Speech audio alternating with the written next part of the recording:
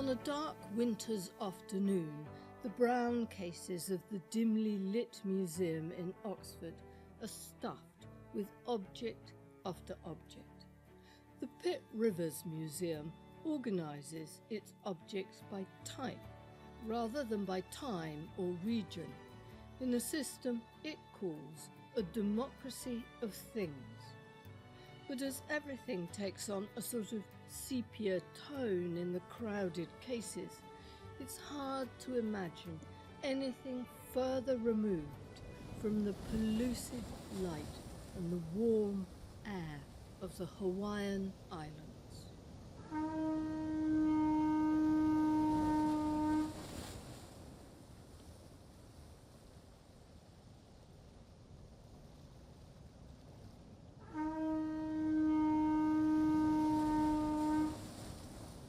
But in a small modern gallery off to the side of the main hall, you will find that Hawaii has come to Oxford to lend just a little of its light and joy, and also to show us that textiles don't just change the way we frame our histories.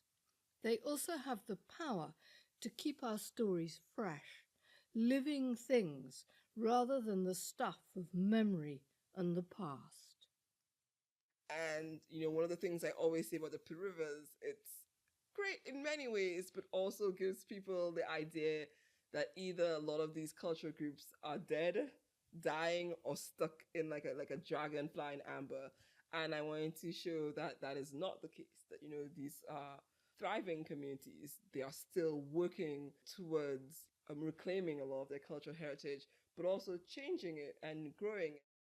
Marenka Thompson Odlum commissioned these new quilts for the Pitt Rivers Museum and curated the exhibition that they are now part of. Welcome to Haptic and Hugh's Tales of Textiles. I'm Jo Andrews, a hand weaver and the host of this podcast. This episode is about how Hawaiians are using their unique style of quilting to keep alive and to cherish their traditions and their understanding of the ecology and environment of their islands. It's also about the place new work has in museums at a time when many of the objects that they hold are often, understandably, deeply contested. And this is what this entire exhibition kind of represents. It's the family, the tradition of family in quilting, but also the idea of the Hawaiian environment being your family, your ohana as well. I'm not separating the two. And so the idea of you being stewards of the land as well. So if we go to the kalo or taro quilt, I think that really brings together the other side of this exhibition that looks about Hawaiian ecology as kind of your family really well. Hawaiian quilts are immediately recognizable and very different from other quilting traditions. These are not patchwork or pieced quilts, but instead appliqued quilts. They're designed in a balanced, repeating pattern, just as you would a snowflake. Pat Gorlangton has been making Hawaiian quilts for nearly 20 years. Well, first of all, you have to imagine what it's going to be like being interpreted from an eighth of a pattern, which is how the pattern is designed and cut on both the paper that you design the pattern on, and then you place it on your fabric, which has been folded into eighths, like you would make a paper snowflake. That we all learned how to do that in school, But doing this on a large scale isn't easy. The cutting is hard because physically you have to cut through 8 layers. And depending on the complexity of the design, you're going to be cutting tiny little points or valleys or flowers or whatever. And then comes opening the pattern, and you need a large space for it. So I do it on my living room floor. And if you're making a king size, you're talking about 108 by 108 inches. And my husband, God bless him, has put sliders under all our furniture so I can slide everything to the side. But then you're opening it, and it's a very important part of Hawaiian quilting is symmetry. So when you open or unfold the eighths into a quarter, then a half, and you have to make every effort to have each portion, each eighth, as symmetrical to the other in its placement so that all eight look as pleasing to the eye, as balanced as possible. The motifs are sewn onto a background, and the quilt Pat made for the Pitt Rivers exhibition is called tea leaf and lauia fern, both plants native to Hawaii. It's an incredibly intricate pattern of leaves and fronds on an oxblood red background. Well, for the Loa'i fern, it is all over the islands, and it's used whether it's in people's yards or as a shrubbery around a hotel or something. I've used it in many of the quilts I've made. I just think it's a beautiful shape. And then the tea leaf plant is so much a part of Hawaiian culture. Whether we make Hawaiian hula skirts out of it, or we serve food in it, especially in the old days, to serve a portion of food wrapped up in it or served on top of a tea leaf. They use a tea leaf when they're blessing a building here or commemorating something. They'll have like holy water, but they'll dip the tea leaf into it and then spread it that way to sprinkle around the grounds and the people who are there. We even will take a tea leaf and shred it down the length of it and then weave it into a lei and wear it that way. The tea leaf is very much involved in the past culture of Hawaiian Islands as well as the present.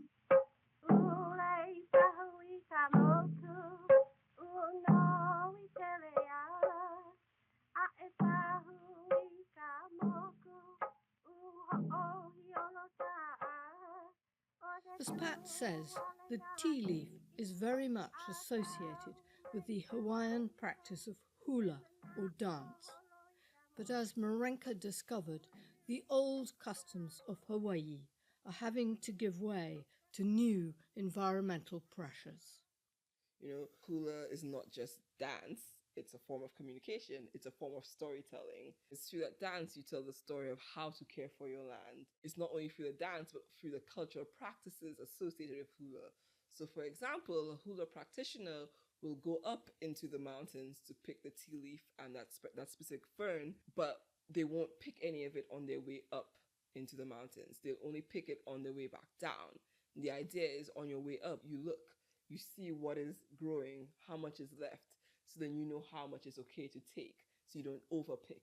And so in that way, you're being mindful and you're leaving enough to kind of regrow and propagate the land. So it's also about sustainability and land stewardship, right?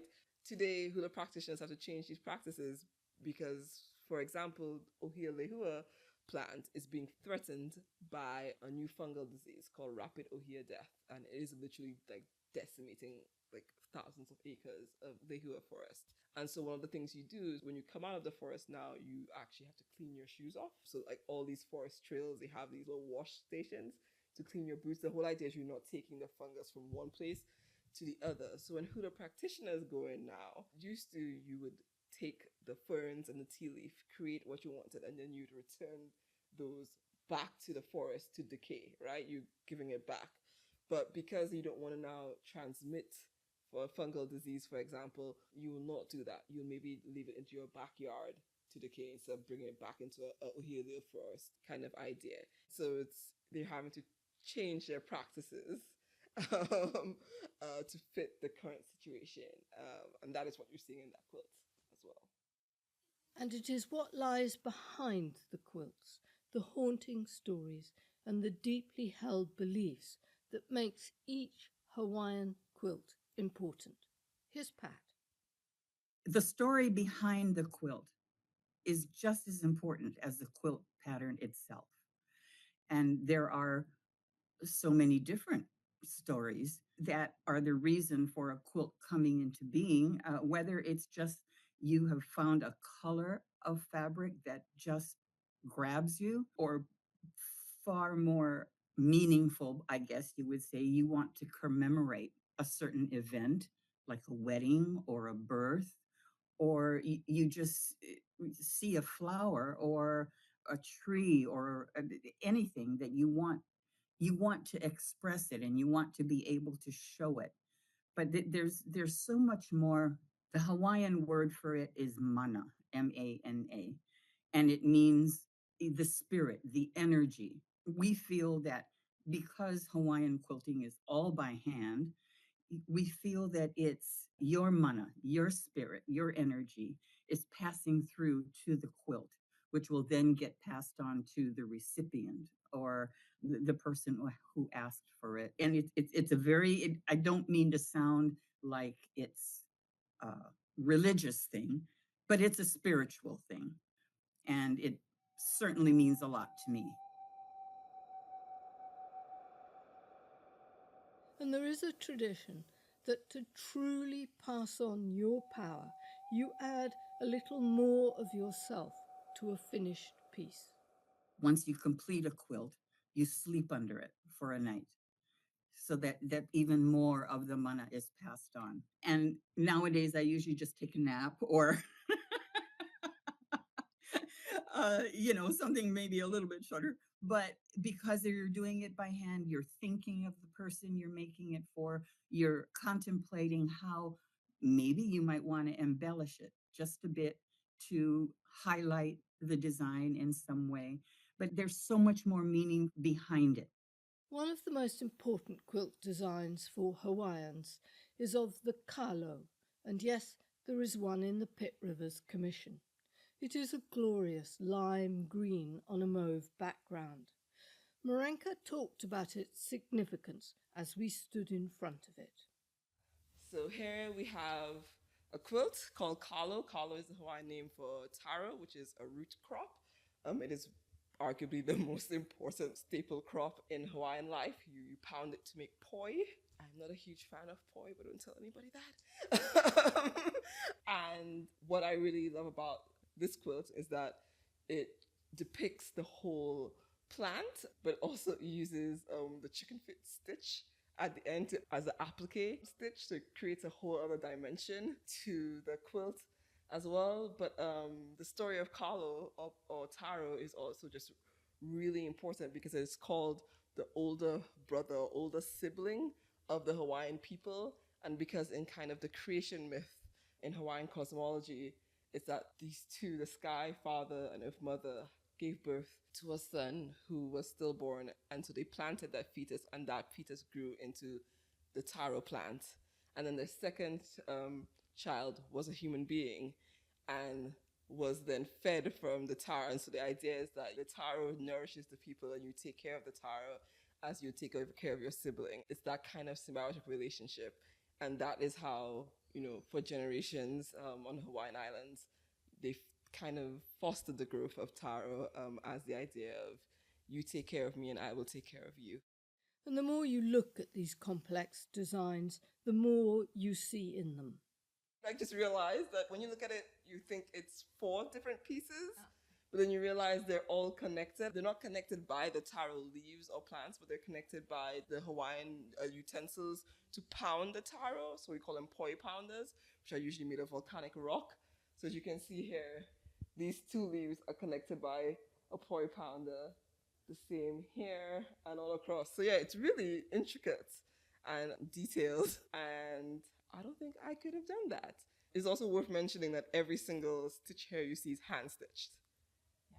So there's no machine stitching in the Pulkalani group. All 15 quilts created for the Pitt Rivers Museum were made by members of the Kalani Quilting Group, which is based in Hawaii.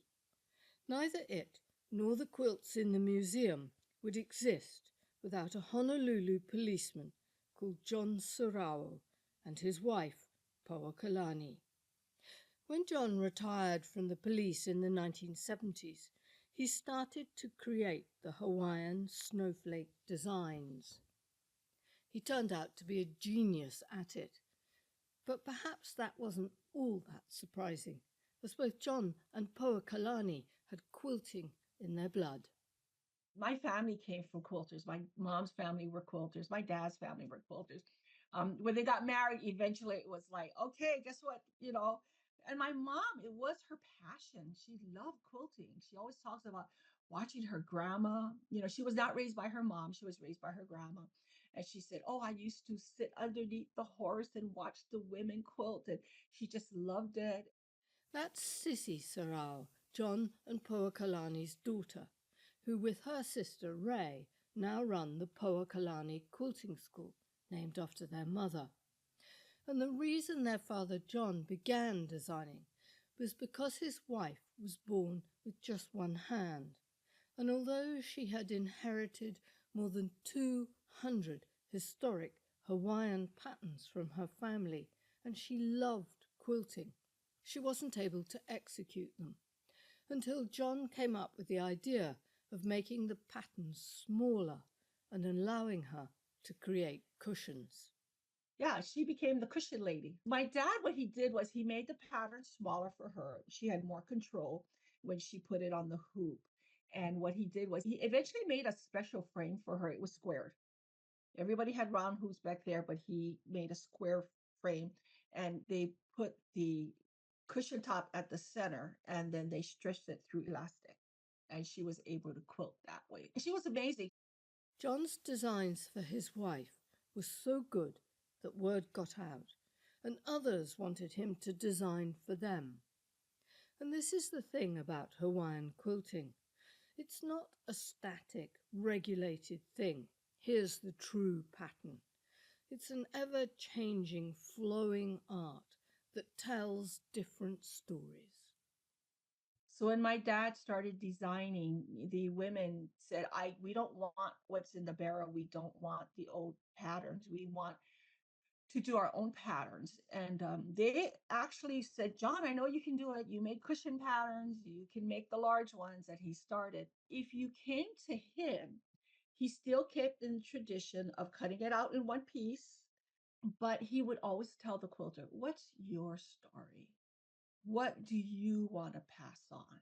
The tradition is in the Hawaiian quilt, but let's pass on your story. And some of the designs that he made for these women that reflected their family life and their kids is quite amazing to hear. Some people made a breadfruit and they would put the names of all their kids or their grandkids onto that quilt.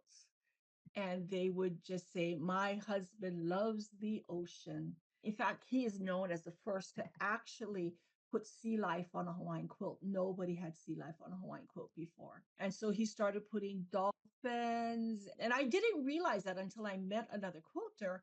And then I said, oh, my dad's John Sarai. She goes, oh, he's the sea life designer. I was like, okay, I've never heard of that before, but that's okay. Yeah, he took the women's desires and he says, let's put it on a quilt. And he did it. And he was interesting in being able to do that for the women. And so it was not just a culture of Hawaii, which is in the quilt itself and the eco quilting, but the design started reflecting that specific tradition of that quilter. Quilts may reflect the ecology and the natural world of Hawaii, but they may tell the story of its creation, or they might have a deeply personal meaning. And you have one called Kamakani Ka'ili Aloha, where a woman made a design over the loss of her husband, and it was called The Wind That Took My Loved One From Me. And so you had another quote called the Kaomi Malia, which means rub me gently, the love between a husband and a wife. And we have one called the Kahili o Inia, where one of the legends talk about how the god Kamapua'a, who basically has a place here on Oahu where they say he exists, but it was not just nature, it was legends, it was desires, it was, stories that touched. And that's what they put into their quilts. That's why sometimes if we see a design, we don't like to name it because even if it was a carnation design, it could have been made specifically for a loved one or someone. And so when we see a design, we can say, oh, it looks like a carnation. Oh, it looks like, but sometimes we don't want to say because we don't know what the original intent was of the quilter and the designer. Sissy says that even though Hawaiian quilt design evolves all the time, it's important that the basic principle remains the same. The tradition itself is that center medallion. And then my dad would always say that center is your center, you, yourself.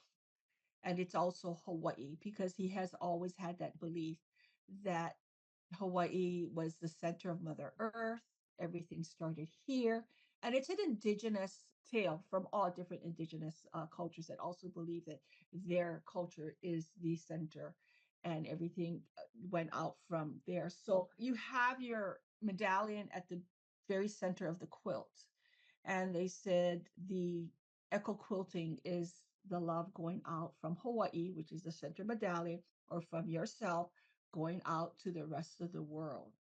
If you have a border on that quilt, or what we call a lei, the love that is going out into that new world and out, it is returned back into the center.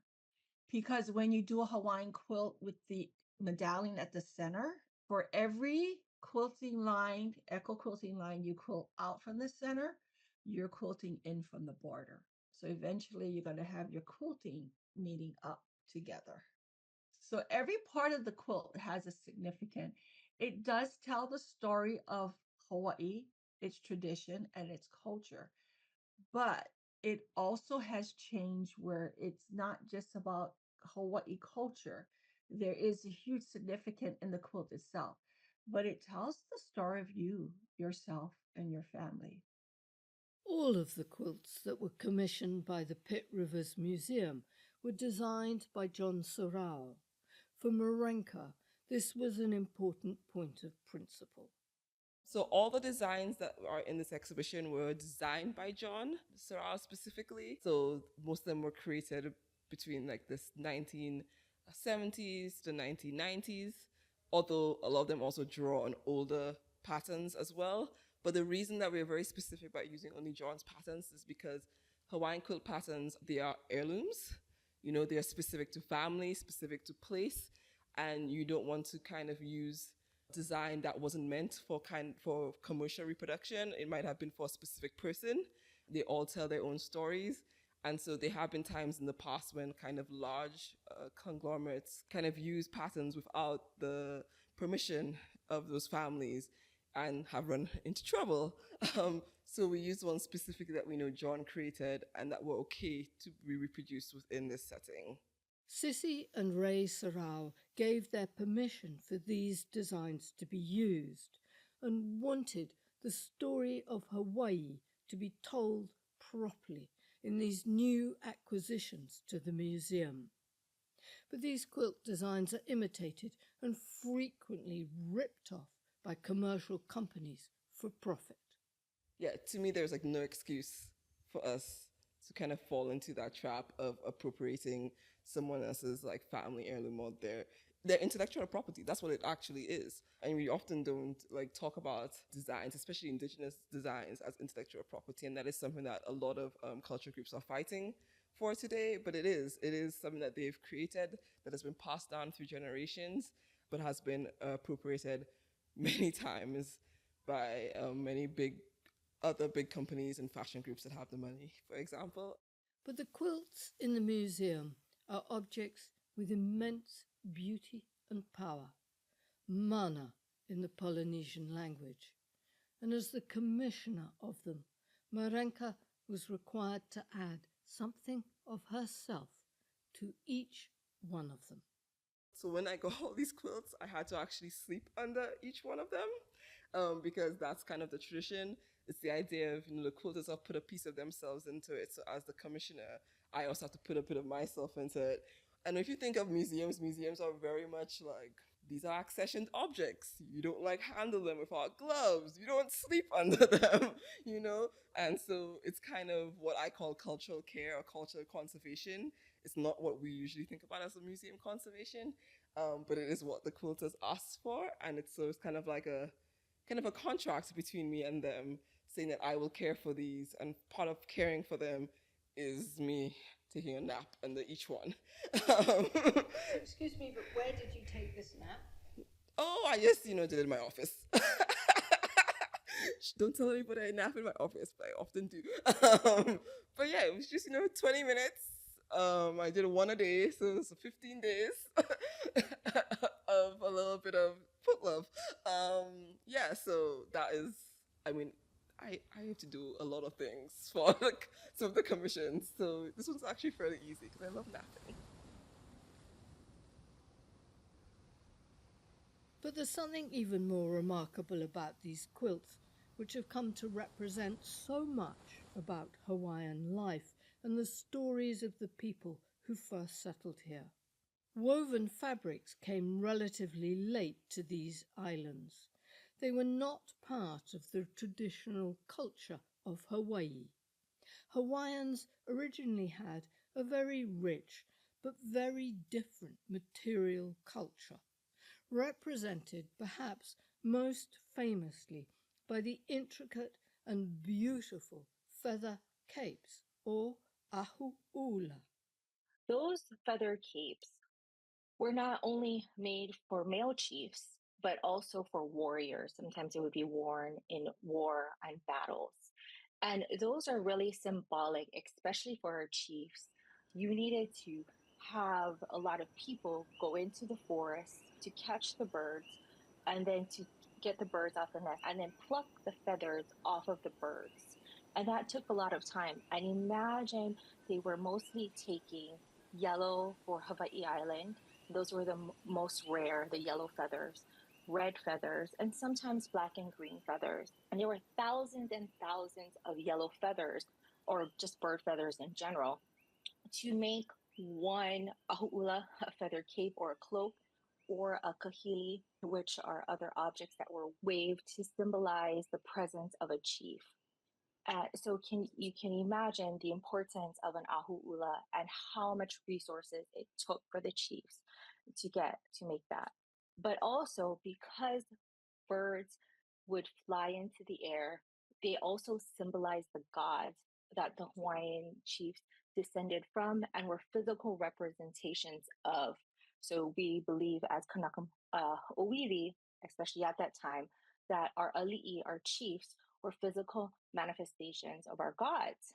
So when they wore the ahu'ula or the ahu'ula or feather objects were waved, it symbolized a chief's presence, as well as it reminded people that they are descendants from the gods. Catherine Imaikalani Ulep is a historian of Hawaiian material culture. She says that at the other end of the scale, cloth for every day was kapa cloth or bark cloth made from the bark of the mulberry tree.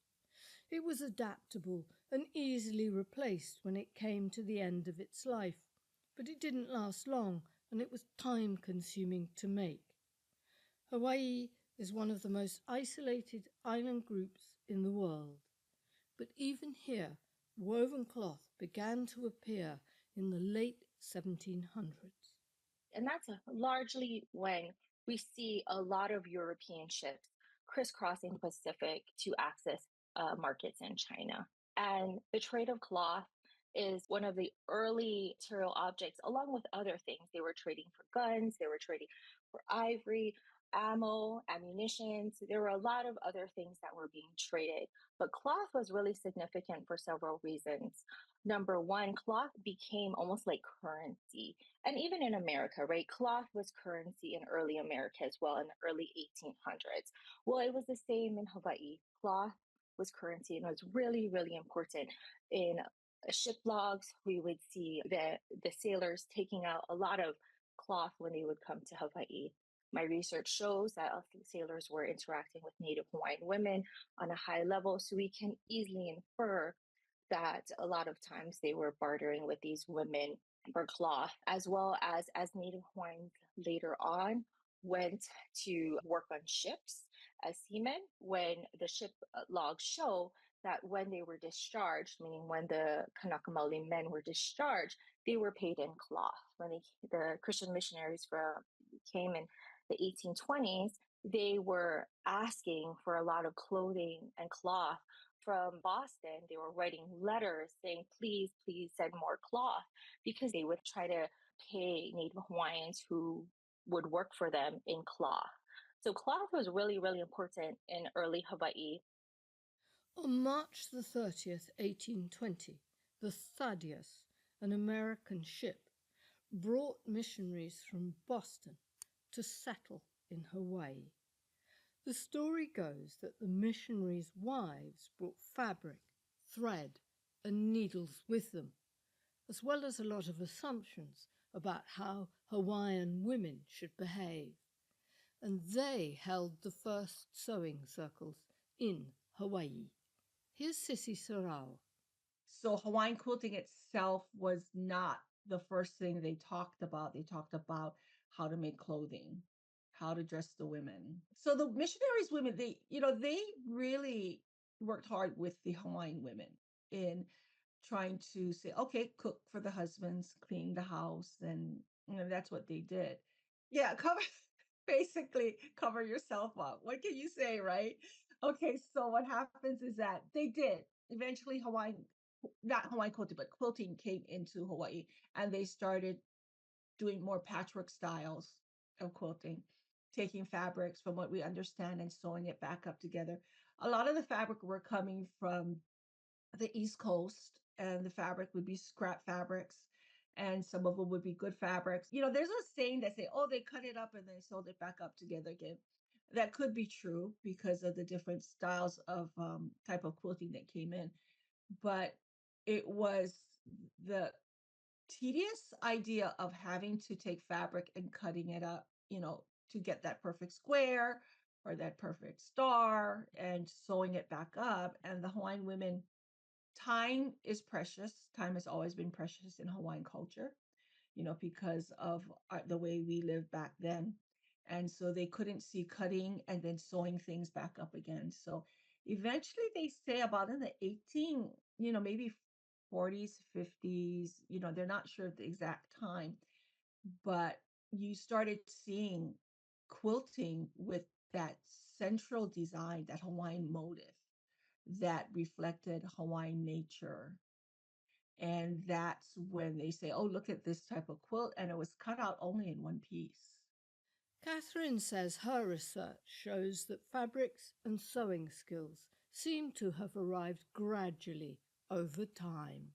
Native Hawaiians had enough food and resources to support themselves. They wanted these items, but we really don't know if it came from missionary wives or even earlier sailors that were coming prior to the missionaries. Ships and vessels and seamen, they needed to learn how to sew. These sailors needed to learn how to repair their sails. And also another big trade item is they were trading for kapa, right? Kapa bark cloth to repair their sails in Hawaii. So if you think of it that way, a sailor could have, brought and showed needlecraft skills well before the missionaries.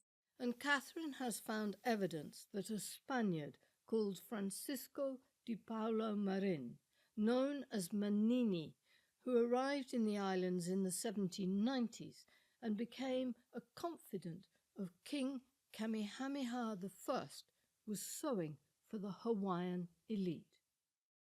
And Manini was a really important consul for Kamehameha for many, many reasons. Manini spoke multiple languages. When you have foreign ships coming from different ports, he could speak Spanish, he could speak English, and he can speak Hawaiian. But Manini could sew as well. And in Manini's journals, he wrote down well before missionaries came that he was sewing shirts for the chiefs. So we can see even well before the missionaries arrived, we have Manini who is making clothing for the chiefs. And maybe even other seamen who knew needlecraft could have been doing the same thing. So we really don't know where the quilting and needlecraft and where Native Hawaiians wanted it, but we know they did well before the missionaries arrived. The missionaries' primary objective was to bring Christianity, but the Hawaiians had other priorities. They were interested in learning to read and write, and as Catherine says, the elite, the alihi, were just as interested in the textiles and sewing skills the missionaries brought with them too. Because that was very important, right? The elite wanted to make sure the people who they're allowing to stay are going to listen to them, but as well as to say, are you going to make clothing and fabric, or clothing and attire, which is highly, highly desirable, and that's what the chiefs want, right? So we know, because there's a lot of scholarship, that the chiefs want reading and writing. They want to understand reading and writing, and they want to learn it. But I also argue that they want textiles, clothing, and fabric in my own work. And during the first initial years, I would say maybe the first 2 to 5 years, the missionary wives, their major task is to gain favor. Well, not only missionary wives, the missionaries in general, their task is to gain favor. We see a lot of the men teaching reading and writing. The missionary wives, on the other hand, are sewing. They're doing a lot of sewing, and they write. They're doing a lot of sewing to gain favor from the elite. And suddenly, in Hawaii, it became fashionable to be dressed in full Victorian clothing, complete, yes, with bonnets. For me, I'm like, bonnets? Why would you bonnets? But that was a very fashionable. Native Hawaiian women wanted bonnets because missionary wives were wearing bonnets. So we have Kahumanu. She is a very, very powerful chiefess from Maui, Ali'i Wahine, and she even wanted a bonnet. We have later on Maka'inana Wahine, Native Hawaiian commoner women who wanted bonnets. So and also there are images as early as 1823 with Keopuolani's death. She was a high-ranking Ali'i Wahine as well. And those images from her death in 1893 show women wearing bonnets. And we can assume, especially from that image, some of the women were missionary wives, and maybe some of them may have also been Hawaiian women as well. But, even as early as then, we see in images bonnets. These strange and exotic imports were fashions that came and went in Hawaiian society. But the quilts have endured because they tell a much deeper truth about Hawaii and its people. Here's Sissy. They symbolize a very cultural tradition. All our stories, our legends, our nature is in the design. And so they said, if you want to learn some history of history of Hawaii itself, sometimes you just have to look into the quilts. And it probably wouldn't please the missionaries to know that the sewing skills they spread amongst the islands have been used in the quilts to reach back past the import of Christianity to a much older well of understanding. Christianity came in, and the Hawaiians had lost all their gods. Their whole culture is based on their religion and their God. So when that was taken away, a lot of their culture of who they are was also taken away. A lot of the quilt designs reflect the old culture of what the Hawaiian people missed in the old Hawaii versus the Christianity Hawaii that we know today. But like all quilting, it developed, it evolves, and it's still evolving today.